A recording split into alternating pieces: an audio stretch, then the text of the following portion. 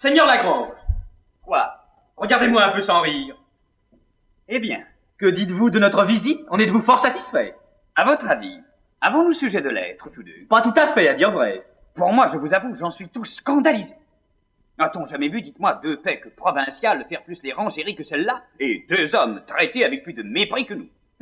À peine ont-ils pu se résoudre à nous faire donner des sièges. Je n'ai jamais vu tant parler à l'oreille qu'elles ont fait entre elles, tant bâiller, tant se frotter les yeux et demander tant de fois à quelle heure est-il? Ont-elles répondu que oui et non à tout ce que nous avons pu leur dire? Et ne m'avouerez-vous pas enfin que, quand nous aurions été les dernières personnes du monde, on ne pouvait nous faire pis qu'elles nous ont fait? Il me semble que vous prenez la chose fort à cœur. Sans doute, je l'y prends. Et de telle façon que je veux me venger de cette impertinence. Je connais ce qui nous a fait mépriser. L'air précieux n'a pas seulement infecté Paris, il s'est aussi répandu dans les provinces, et nos donzelles ridicules en ont humé leur bonne part. En un mot, c'est un ambigu de précieuses et de coquettes que leur personne. Je vois ce qu'il faut être pour en être bien reçu. Et si vous m'en croyez, nous leur jouerons tous deux une pièce qui leur fera voir leur sottise, et pourra leur apprendre à connaître un peu mieux leur monde. Et comment encore? J'ai un certain valet, nommé Mascarille, qui passe au sentiment de beaucoup de gens pour une manière de bel esprit, car il n'y a rien à meilleur marché que le bel esprit maintenant.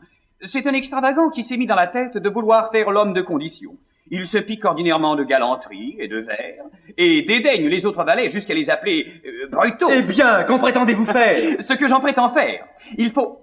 Mais sortons d'ici auparavant. Eh bien, vous avez vu ma nièce et ma fille. Les affaires iront-elles bien? Quel est le résultat de cette visite? C'est une chose que vous pourrez mieux apprendre d'elle que de nous. Tout ce que nous pouvons vous dire, c'est que nous vous rendons grâce de la faveur que vous nous avez faite et demeurons vos très humbles serviteurs. Eh, il semble qu'ils sortent mal satisfaits d'ici. D'où pourrait venir leur mécontentement? Il faut savoir un peu ce que c'est. Voilà! Que désirez-vous, monsieur? Où sont vos maîtresses? Dans leur cabinet. Que font-elles? De la pommade. Pour les lèvres. C'est trop pommadé! Dites-leur qu'elles descendent! Ces bandards-là avec leur pommade ont, je pense, envie de me ruiner. Je ne vois partout que blanc d'eux, les virginales, et mille autres brimborions que je ne connais point. Elles ont usé, depuis que nous sommes ici, le lard d'une douzaine de cochons pour le moins, et 4 valets vivraient tous les jours des pieds de mouton qu'elles emploient. Il est bien nécessaire, vraiment, de faire tant de dépenses pour vous graisser le museau. Dites-moi un peu ce que vous avez fait à ces messieurs, que je les vois sortir avec tant de froideur. Vous avez-je pas commandé de les recevoir comme des personnes que je voulais vous donner pour mari? Quelle estime, mon père, voulez-vous que nous fassions du procédé irrégulier de ces gens-là? Le moyen mon oncle qu'une fille un peu raisonnable se pût accommoder de leur personne. Et qui trouvez-vous hardir? La belle galanterie que la leur. Quoi? Débuter d'abord par le mariage? Et par où veux-tu donc qu'il débute? Par le concubinage? N'est-ce pas un procédé dont vous avez sujet de vous louer toutes deux aussi bien que moi? N'est-il rien de plus obligeant que cela? Et ce lien sacré où ils aspirent, n'est-il pas un témoignage de l'honnêteté de leurs intentions? Non, mon père.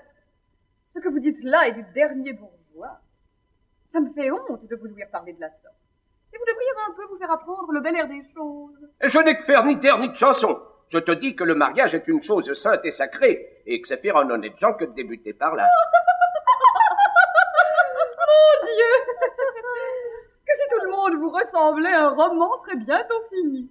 La belle chose que ce serait. Si d'abord Cyrus épousait Mandane, et qu'Aronce, de plein pied, fut marié à Clélie. Comme vient compter celle-ci. Mon père, voilà ma cousine, qui vous dira aussi bien que moi que le mariage ne doit jamais arriver qu'après les autres aventures. Il faut qu'un amant, pour être agréable, sache débiter les beaux sentiments, pousser le doux, le tendre, le passionné, et que sa recherche soit dans les formes. Premièrement, il doit voir au temple, ou à la promenade, ou dans quelque autre cérémonie publique, la personne dont il devient amoureux, ou bien être conduit fatalement chez elle par un parent ou un ami et sortir de là, tout rêveur et mélancolique. Il cache un temps sa passion à l'objet aimé, et cependant lui rend plusieurs visites, où l'on ne manque jamais de mettre sur le tapis une question galante qui exerce les esprits de l'assemblée. Le jour de la déclaration arrive, qui se doit faire ordinairement dans une allée de quelques jardins, tandis que la compagnie s'est un peu éloignée. Et cette déclaration est suivie d'un prompt cours, qui paraît à notre rougeur et qui pour un temps bannit l'amant de notre présence. Ensuite, il trouve moyen de nous apaiser, de nous accoutumer insensiblement au discours de sa passion et de tirer de nous cet aveu. Nous espérons que vous avez apprécié cet aperçu. Pour continuer à écouter ce livre audio sur Google Play Livres, utilisez le lien dans la description de la vidéo.